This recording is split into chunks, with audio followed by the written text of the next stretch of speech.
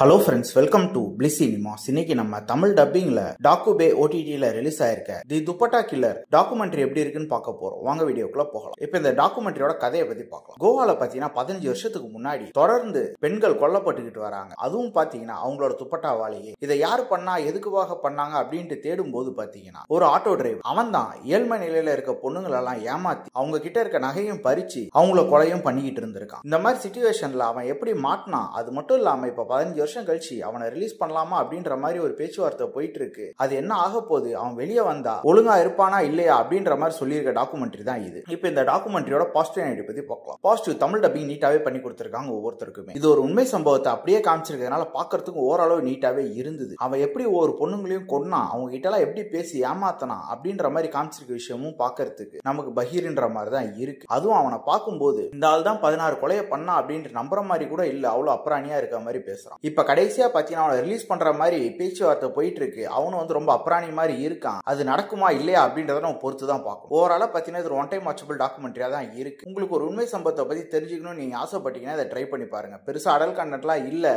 ஆனா இதோட ஸ்டோரி பிளாட்டே அதே மாதிரி பட்ட ஸ்டோரி பிளாட் தான். ஸோ ஃபேமிலியோட பார்க்கலாமா நம்ம நீங்க டிசைட் பண்ணிக்கோங்க. இன்னொரு வீடியோல சந்திக்கலாம்.